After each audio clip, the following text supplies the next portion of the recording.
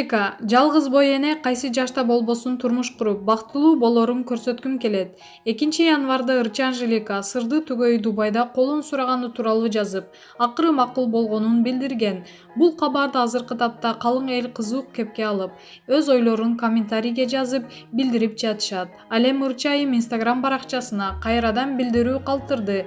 Анда ал ар бир адам бактылуу болууга татыктуу экенин жана ушул күнгө чейин айтылган ушактар алар бир гана ушактар, токулмалар экенин жазган. Эмнеден баштаарымды билбей турам.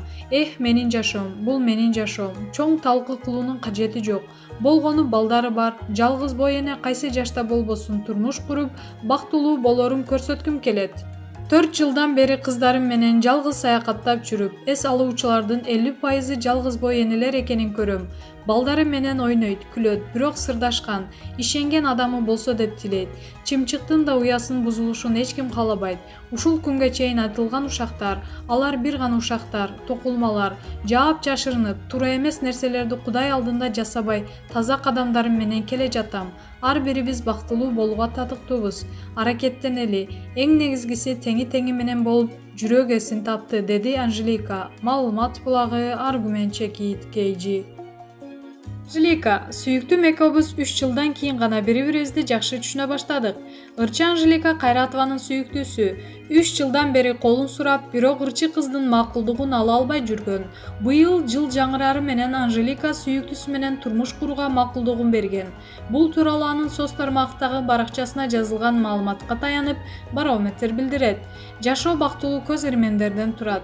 Бардык кыздар көңүлдү көтөргөн жылуу мамилени, кучактолгон гүлдөрдү жана таттууларды себепсиз эле жакшы көрөбүз.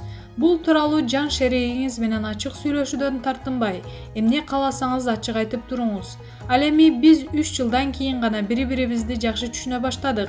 Ал мага тамашалап, 5 сунушун айга барып киргизем деди. Бирок 2 январда биз дээрлик булуттарды аралап жүргөндөй бактылуу болдук.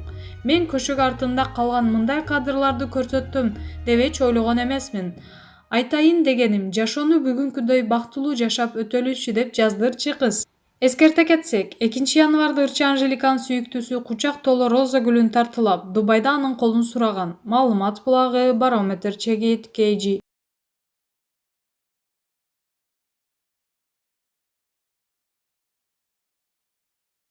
Бекборбиев, Кыргыз Республикасынын эмгек сиңирген артисти, биринчи обонумду 7-классында чыгаргам. Бир муун Бекборбиевдин ырлары менен чоңойду. Обондору, ырлары элдин жүрөгүнө жеткени үчүн 30 жылдан бери бийиктиктен түшпөй келе жатат. Бул жолку маегибизде ырчынын башка бир өңгүттөө бейнесин ачып бердик деп ойлойбуз. Анткени чоң ата болгон Бек мырзанын маегин окуй элек болушуңуз керек. Бирадордон Бекке айланганы, чоң атасынын насааты, 7-классында обон чыгарганы, толгонуусу, арманы, өкүнүчү жана башка кызыктар сиз үчүн. Бек мырза, саламатсызбы? Көп күттүрдүңүз. Саламатчылык. Азыр убактым ушундай тартыш болуп жаткан учур. Концерттин алдында ыр жаздыруу менен алек болуп жаттым. Убакыт ушундай бөлүштүрүлүп калды. Жаңы жылдын алгачкы күндөрү канча жылдан бери концерт берип келе жатасыз? Пандемиянын шартына 1 жыл бою эч кандай концерт берген жокмун. Учурда уруксат берилгени үчүн концерт коюп жатабыз. Концертке даярдык катуу жүрүп жатат. Мен үчүн 1-2 январь аябай жооптуу күн. Сөзсүз түрдө элге майрамдык маанай тартуулаш керек деп милдеттеме коюп алгам. Жаңы жылды кандай тосоң ошондой болот деген ишеним бар эмеспи? Ошол үчүн бул күндөрү элдин маанайын көтөргөнгө аракет кылабыз. Канча жылдан бери концерт берип келе жатканымды санаган эмесмин. Менимче 20 жылдай болуп калды окшойт. Аты да өзгөрбөйт. Жаңы жылга жаңы ыр менен деген ат менен берип келе жатабыз. Жаңы ырларыңыздан карагым деген ырыңыз жакты. Жаштык өтүп баратканына бир аз арман кылган сыяктуу сезилди. Жаңы чыгып жаткан ырларымды Эдил Маматов, Мирлан Ниязов, Жаныш Момунов деген мыкты аранжировщиктер жазышты. Мазмунуна келсек, жаштыктын өтүп бара жатканына арман кылган ким бар? Карагым деген, кара көзүм деген маани. Мен дайыма ырларымды уккан угарман өзүнүн башынан өткөрүп жаткандай сезсе деп ойлойм.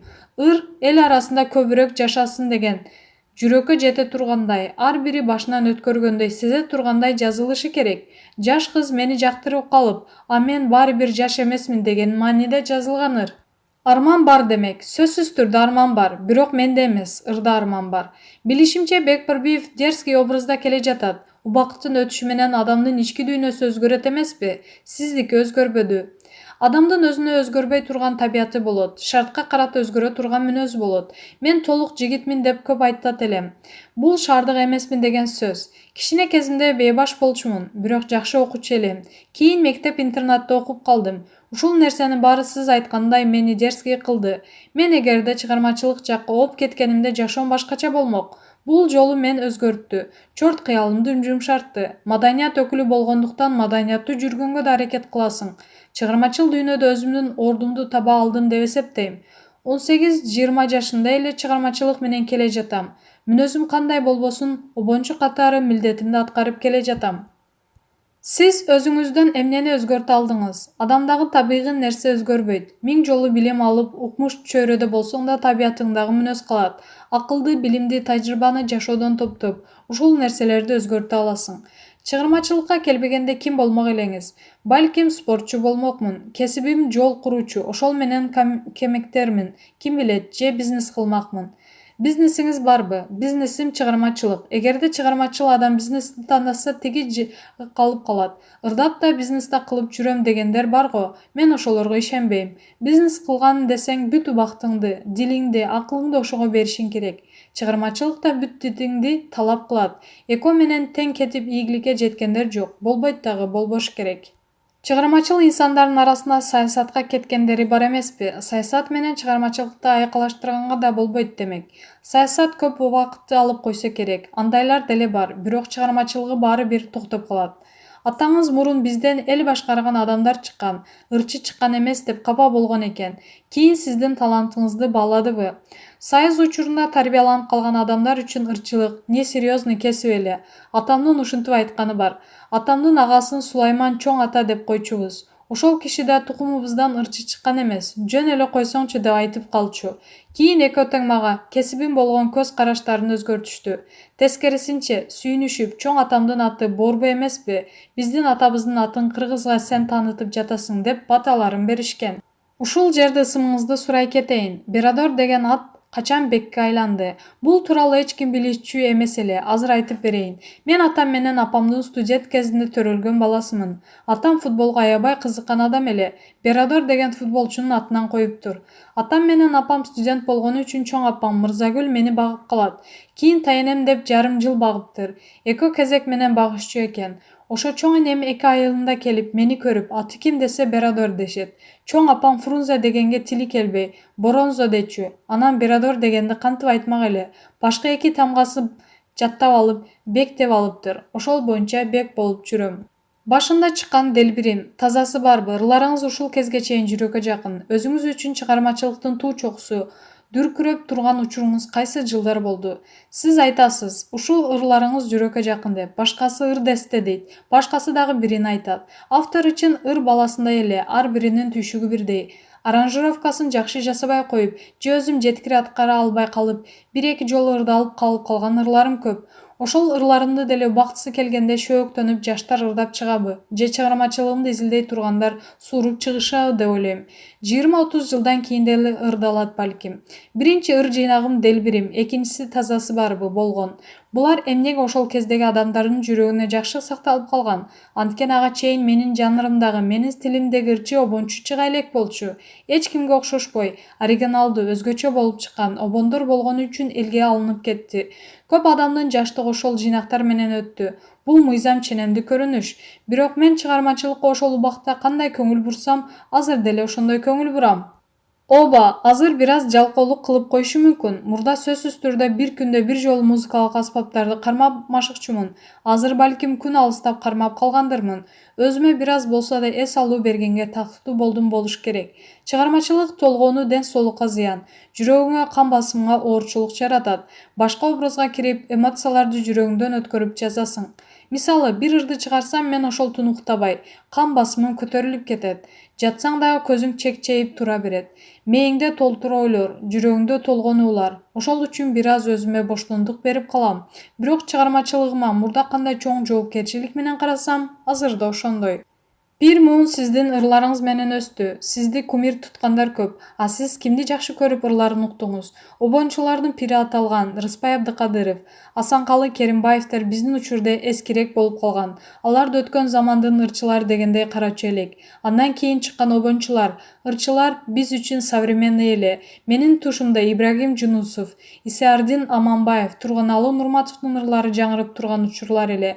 Чубак Сатаев кийин чыкты. Ушул атта атталган 4-5 обончунун ырларын ырдап жүрөм.